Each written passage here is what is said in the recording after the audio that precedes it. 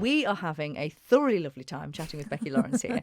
And I sort of wish that they could hear our off-air conversation as well, because it's brilliant and bonkers. I'm loving it. We were just hearing a little bit about your sort of leanings towards country music, which was, I think, probably as much a surprise to you as it was to probably anyone else.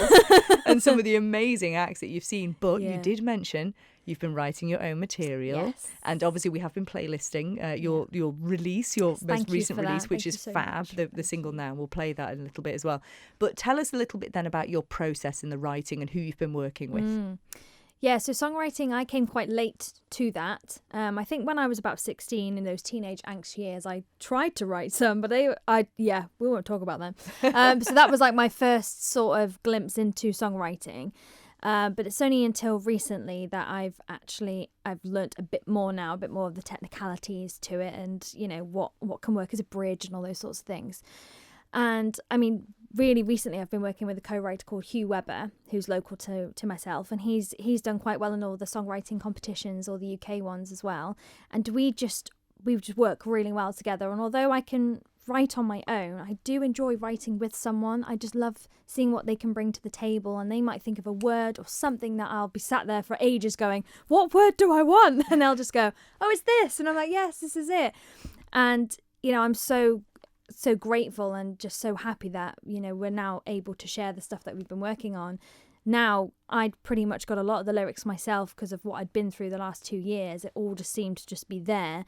But he was able to just direct them in a good way. And my guitarist, David, put all the production on it. And I even had his daughter in there as well. She put the dobro on it and some harmonies. And then we were all able just to get it all together. But songwriting for me is so sporadic. You know, I know people that can sit for hours and just write and write. Sometimes I can stare at a blank page for 2 hours and go, nope, it's not happening today. Mm-hmm. So I think it just happens. Like, you know, I think everyone processes things differently. And I think the good thing for me is because I've done theatre for so long and I've done acting for so long, I can think about what it would be like to be in someone else's shoes. And, you know, some of my earlier stuff, A Child's Tears, which I brought out years ago, you know, I was able to put myself into a mother's situation. And obviously I've played a mother, you know, with Kim and Miss Saigon, and I'm able to sort of draw on those emotions. And that's what helps with the songwriting. Mm-hmm. So it's amazing to sort of see something come from a scrap of paper or a napkin, and then it's being played on the radio. It's like, oh, that's mad. There it is. And it's so, because do you have experience with playing instruments, or is this solely voice? It's mainly voice. You don't want to hear me play guitar. And I'm just saying that now. I can play. I've got a beautiful guitars at home, and I just sit there and go, I can't do you justice. You're beautiful, but I can't play you.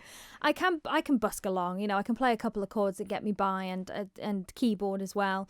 But luckily, you know, my guitarist, he's incredible, and I'll hum him something and he's able to just play it. So does he then sort of work out the arrangements of the songs? Pretty much, yeah. And Hugh as well, because he can play guitar. Between the three of us, we're actually a really good, solid team, and I'm so lucky to now have found a team. I can say that, you know, that we are a team, and we're doing all of this together, and it just, it's great. It's really good. Amazing when you think how, you know, a journey starts in one direction and then takes a bit of a corner, and now it's something completely different. But it's the right one. Yeah, it's the right does. One. Yeah. It feels like the right one. And, you know, I have listened to country music. My mum was listening to Dolly Parton and Reba McEntire and all of those as I was growing up. But I was listening to rock music, you know, from a really young age. So to go into country is a bit crazy.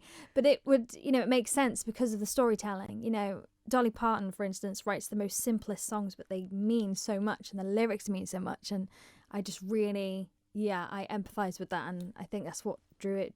Well, and as well as my voice, that genre is just a great fit for me. Oh, well, Dolly is an absolute legend, so we will for sure have some Dolly Parton. Absolutely. Definitely. We will play some for you. Yeah. But I think really, I mean, I really want to get your single on, obviously, your new single. So what are your plans then? Because you've released now that this is out and it's available and people can get it themselves now. They can, yeah. Yeah, and what are your future plans then? So we've got a very busy year next year. I'm also treading the boards again. Oh, I know. Surprise!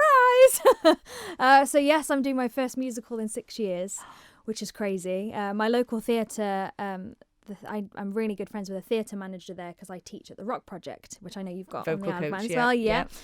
So I got talking to her, and she wanted to get a cast together who have, are a set standard who have done it before and put on shows at the theatre. So she put on Rent. She decided to put on Rent. So she said to me, "Oh, are you going to audition? Are you going to audition?" I was like, "Oh, I don't know." But yeah, I, had to.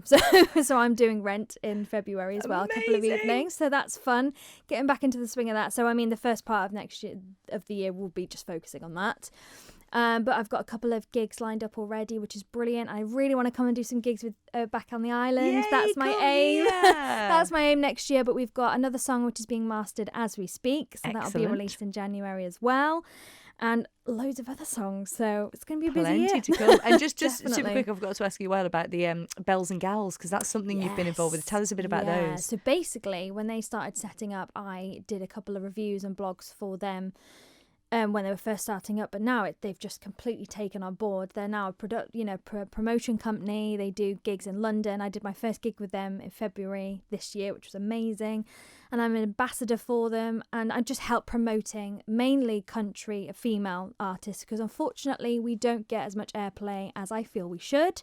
So I'm doing it for the girls, and I mean I've been. It's just amazing to have met some of these other women that are all part of it, and now I've got a really good set of friends, and we're all in it together. There doesn't feel like there's any animosity or there's no egos. We're all in it to just promote it together. Brilliant. So it's amazing. It's great. That's what you need. So where can people find out about that then? And where can people find out about you and your Me. music? Yeah, so I've got a website, beckylawrence.co.uk. I'm also on Facebook, Becky Lawrence UK, Twitter, Becky Lawrence UK, Instagram, Becky Lawrence UK. All of those places. And Bells and Gals, I've got a website as well, bellsandgals.com. And yeah, that's where you'll find me. Becky, it's been a joy talking to you. Thank you so much. We'll Thank be you following for your having career me. with much interest, and all the very best for the future. Thank you.